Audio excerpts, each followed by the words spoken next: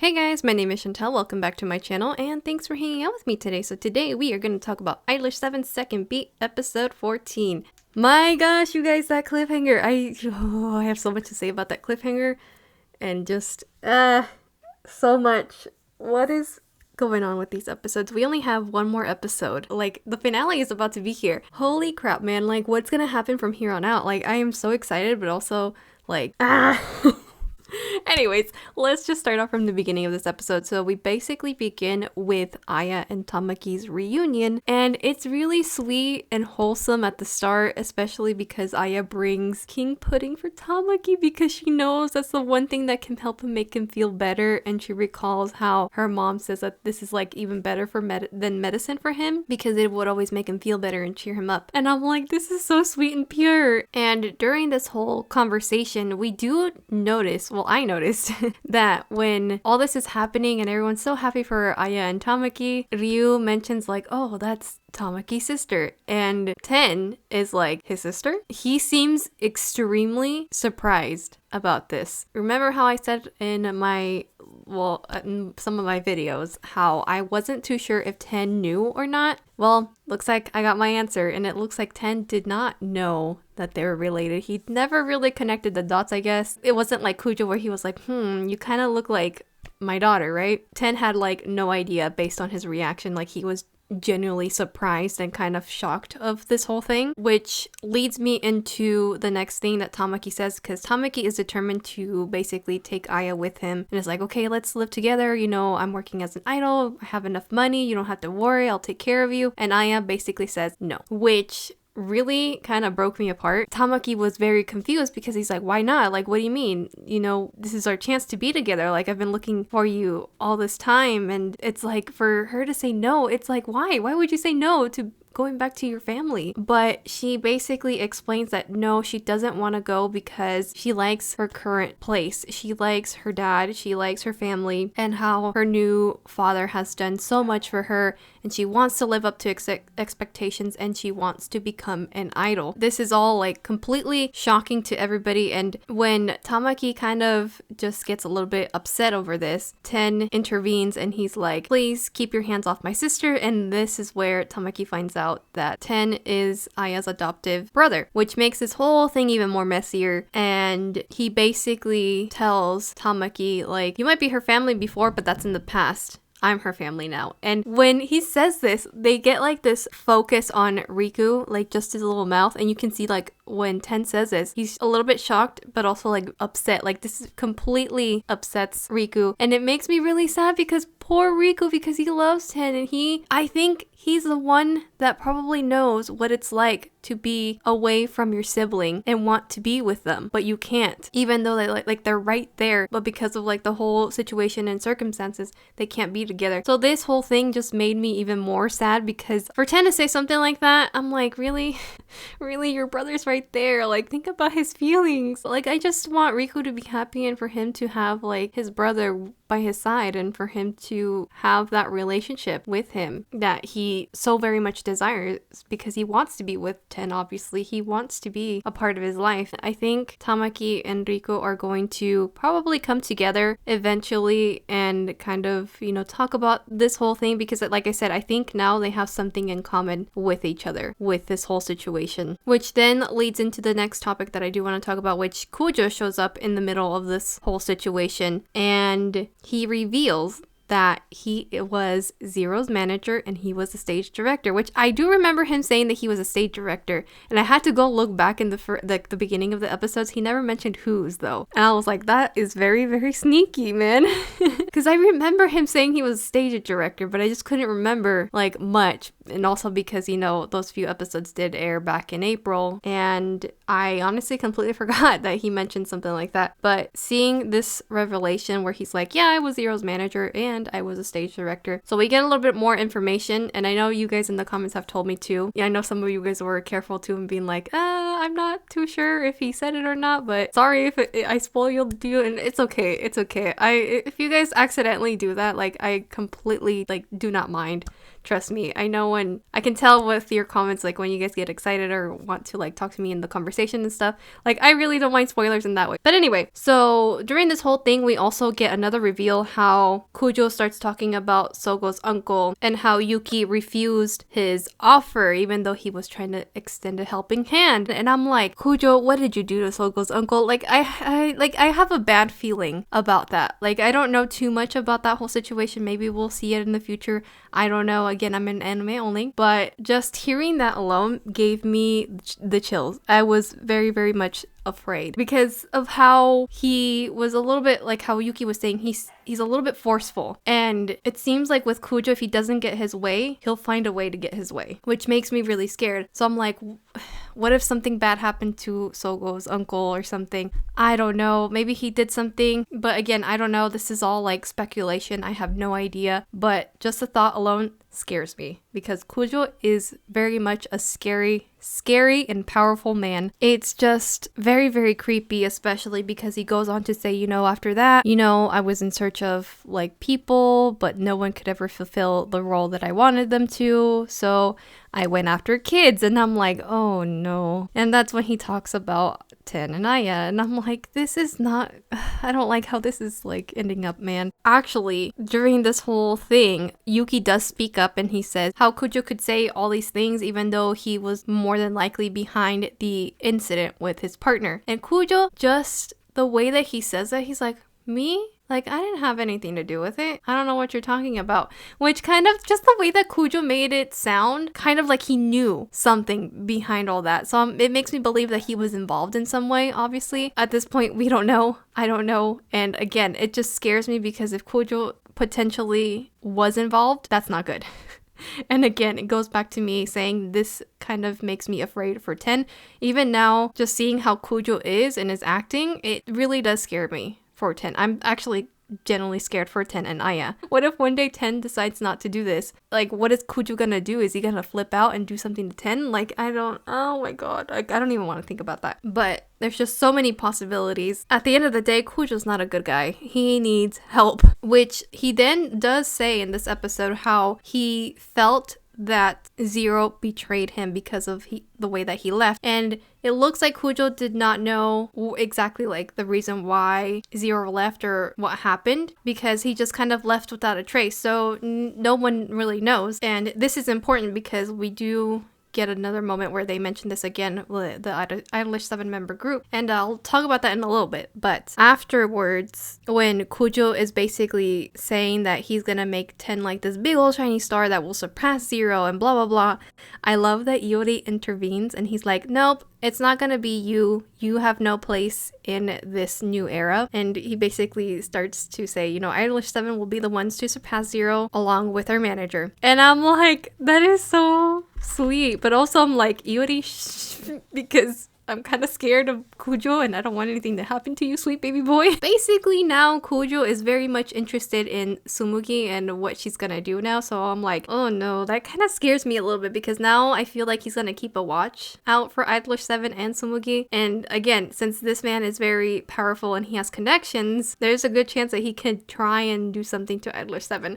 which I really hope he doesn't do. Anywho, so now I'm gonna move on to the next thing, which is this moment that we have with all of the members of Idolish7 in the car, and they're basically talking about everything that just happened. And this is where I want to bring up what I was talking about earlier, how Kujo didn't know why Zero disappeared, and Nagi says that it disproves that Zero went crazy and that he ended up at the hospital, because if Kujo was his manager, he would immediately know at what hospital he was at and he would be there by his side, right? So Zero left somehow, snuck away from the concert, I'm assuming, who knows. And I think somebody in the comments mentioned this, how they believe that maybe it was Kujo who was at the hospital. Who knows? I can't remember, which now seeing this, I'm thinking that makes sense. That would make the most sense that maybe it was Kujo that ended up at the hospital. Maybe he saw that Zero had disappeared and he went nuts, and maybe people thought that was Zero, but it wasn't. It was Kujo. While they're talking about this, they talk about how both Kujo and Haruki took different paths. Kujo decided to go and find a replacement for Zero. Meanwhile, Haruki decided to go on search. It's kind of interesting to see like these two people that were the closest to Zero, who probably admired and really cared for and loved Zero, take these different paths. And I like how Nagi says maybe Kujo hated Zero, and here we have someone like Haruki who he probably loved Zero. And it's kind of interesting, and I think Sumugi says this the best, which before I get into that, they do ask Sumugi how she would react if somebody disappeared from the group. Like, what would she do? While this is happening, when they're talking about this, they do zoom into Nagi and you just see like his mouth. You don't see his face or anything, you just see his mouth. And I'm like, okay, what is this? Like I said, these things, like these tiny little things that you could easily look away from and not think too much of, have a lot of meaning behind it. There's some foreshadowing right there. At least I feel it. Just because, like, why would Nagi say it the way that he did? The way that his voice actor made it sound very, like, suspicious. I guess not suspicious is the right word, but, like, I don't know. I can't explain it. Like, if you see the scene, I feel like you would know what I'm talking about. On top of that, seeing just, like, his mouth and everything, it gives me not a good feeling. And the reason why I'm saying that is just because it almost sounds like Nagi is gonna disappear. This is kind of scary because, one, we don't really know too much about Nagi and his history. I do know one thing, like I said earlier on my past videos, but again, I don't know the whole situation, the whole story, so I'm like, oh my gosh, does that have to do with what I know? They've been foreshadowing quite a few things with Nagi, slowly but surely. Like, they're giving us little hints here and there of what's gonna happen with Nagi, and then this just like hits the nail on the coffin, and I'm like, oh no. I don't think I'm gonna be prepared for Nagi's stuff when we get to it. Let me know if that's gonna be more of a season 3 thing or season 4, because I think you guys that play Idolish7, I think you guys are waiting for the next part of the story, which is part 5, I think. I could be totally wrong. Again, I don't know too much because, again, I don't want to like be spoiled or anything. Again, let me know. When we'll touch upon Nagi stuff. So yeah, going back to Sumugi. So when they ask her what would she do in that situation, she basically says like she would be in shock, obviously, and she would be upset, but at the end of the day, she would go and get them back because she wouldn't be able to entrust anybody else with their dream that they created, that they've come so far. Like, she just can't trust anybody else but them with this dream. So she says that she's gonna protect them no matter what and be there for them, and she will always be there and bring them back if something were to ever happen to them. And then she basically says, please don't ever disappear like Zero does. Which, again, it just makes me a little bit like question what's gonna happen next in Idolish7, because if they're already talking about how please don't disappear, I don't want to think about what's gonna happen if somebody in Idolish7 were to disappear. Like, that thought alone scares me because I love the boys so much, and then the bond that they have created, the journey that they've had so far is so nice and beautiful. So if somebody were to just get up and leave without a trace, I would be broken, and I feel like everyone in the group would also be broken. So let's hope that doesn't happen. Which, now let's move on to the next thing that I do want to talk about, which is Banri. So Banri has a moment to talk with the group members, and basically we find out that Banri had no idea what was happening with Rivale. He was kind of shocked to hear that there was something going on with Momo, and they're explaining to him how Momo is and this whole situation, and, you know, basically trying to catch him up. And Banri is just like completely shocked, but he's like, why is this happening? You know, like, I thought that they got along really well. I thought there was like nothing going on. And Nagi's like, no, it's like problem after problem right now. And you can tell Banri is really concerned. He's like, oh, like, this isn't good. And that's when Mitsuki's like, hey, like, did you know them back in their indie days? He's like, yeah. And he basically tells him, like, can you please help us find Yuki's former partner? And when they ask him that, and they zoom in on his, like, mouth, like, he's caught off guard of this whole thing. And he asks them, like, why do you guys want to know about his former partner? And he's like, well, we think that he could be the key to help Rivale. And Banri's like, but wouldn't that make it worse? He's like, no. We think it would make things a little bit better and smooth things over, because if Yuki is able to see like his partner is fine and he's able to get over like whatever is happening with Yuki, then Momo in turn would be able to get over whatever is happening with him. So that's what they're hoping. So at the end of the day, Banri's like, okay, I'll help, but then it cuts off, and I'm like, what happened? I wanted to know like more, like what was Banri thinking? Like, what is he gonna do? Because he already agreed that he would help them find his former partner. I'm excited to see like what they're gonna pull, or if they are gonna find Yuki's partner, which I do know again who it is because I got spoiled a long time ago, like at the beginning of this year when I was making my first Idolish7 videos, because YouTube thought it would be nice to recommend me spoilers. Yay!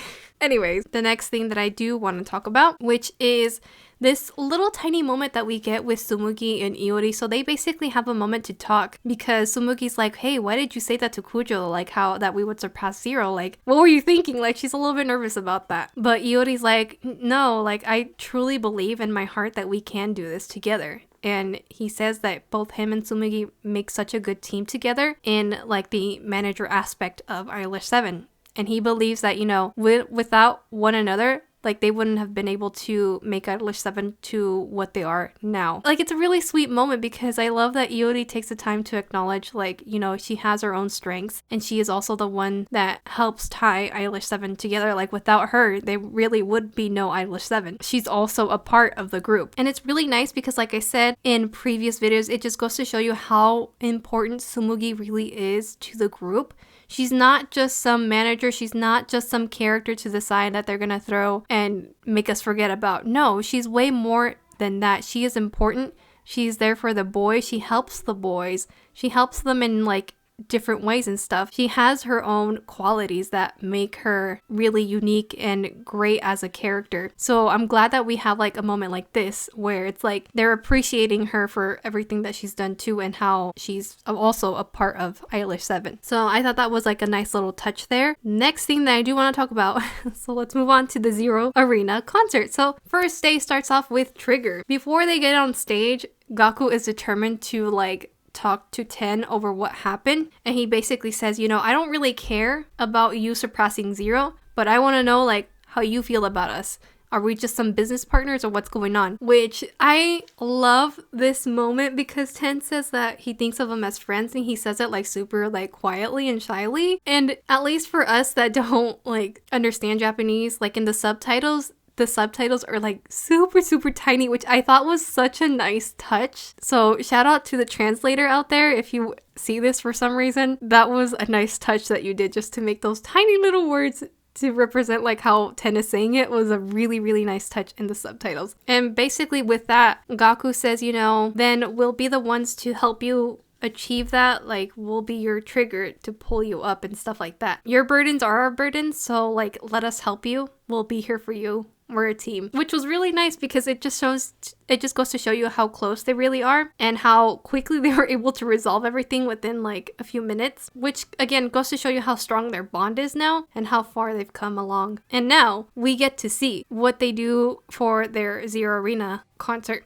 And they basically pull a musical with their song Last Dimension, and it was really nice. I wish I could have seen like the whole thing, but it had to do with something with like angels, like a dark angel and then like a light angel, and they were fighting I guess over 10 for whatever reason. Like it was really interesting, and like I said, I really wish we could see like the whole thing. But there was a thing that Gaku said as he was in the when he was in the play, and he basically said forcing your way proves your own loneliness. And I couldn't help but like that line made me think so much of Kujo. I don't know if anyone else felt that way, but for some reason I felt like that line represented so much with Kujo because how Yuki said, you know, he's a little bit forceful. So I'm like, I guess Kujo feels alone now that Zero disappeared or something, but I don't know. Like I said, I hope we dive into his backstory in the future or something. We get more information of like how Kujo felt in that moment and like just what happened that day, because I think that would be really interesting to see. After the concert ends, we have this moment with Idolish7 and the fans, which I think is so nice, and I love moments like this with the fans because it just goes to show you that they care like about the fans and stuff, and they put a lot of attention on the fans. Like I haven't seen any idol anime do this except for Idolish7, where they show you the fans and make you care about the fans and their perspective on things. And I love it because we do get to see a different perspective through the fans while everything is happening. We've seen that a lot in season 1 and especially now in season 2. The first fan that approaches them is someone that loves Mitsuki, and she basically is cheering him on and tells him, you know, please don't worry about what they're saying about you online. You know, I'm your fan. I've been watching you even before you were emceeing, and you're great as you are. And you can tell like her words meant so much to Mitsuki. Like I started tearing up too. I was like, ah. Like, you know, like seeing Mitsuki crying, get emotional over it, like it made me emotional too. Obviously, like that meant a lot to Mitsuki because of everything that he went through this season. And we have this moment where this fan approaches Riku and Iori, and she tells them, please don't fight. I want you guys to get along. And she tells them, you know, that she runs a fan website herself. And I'm like, oh my gosh, like that, you're like this girl that we've been seeing since season 1 was the one that was behind the Iori and Riku fan site. And they've seen it too because they were completely surprised and like blown away that this, like they're meeting the person behind the website. She basically tells them, you know, like, please get along. We're cheering for you guys. You know, 0 doesn't matter. Please, like, do your own thing. We're here for you.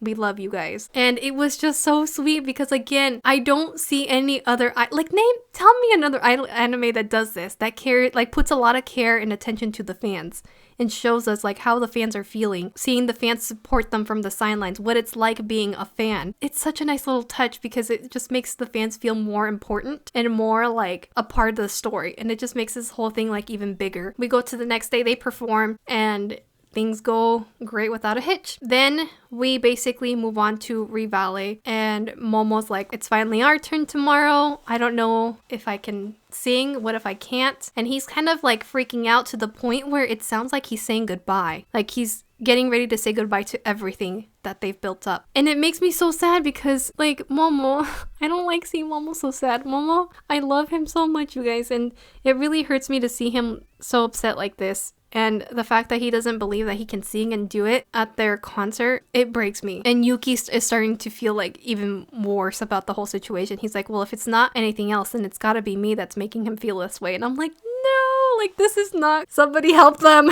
Since we're on the topic of Yuki, so after the credits, we get this tiny little scene where Yamato comes in to Yuki's room and he gets like one of Momo's drinks, and Yuki's like, okay, wait, what's going on here? Like, why is he acting a little suspicious right now? And he kind of confronts him, and then you see something fall out of his hand, and Yuki's like, what's going on? What's the meaning of this? And Yamato's like, I told you, I'm here for revenge. And he says, you know, get back my song. And I'm like, no. Like, when I first saw that, my jaw dropped. Really?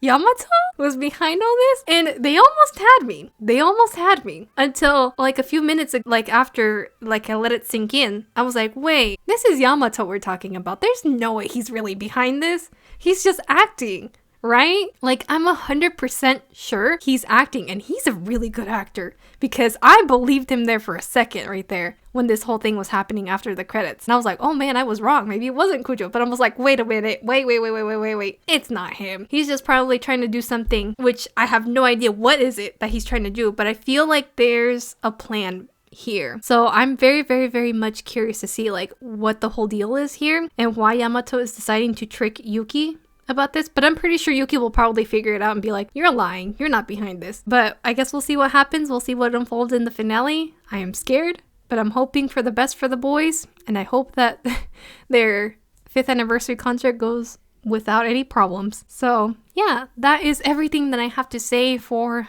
this week's episode of Idolish7. I hope you guys enjoyed hearing my ramblings. Anyway, I hope you guys are staying safe and healthy out there, and I will see you guys in my next video. Bye!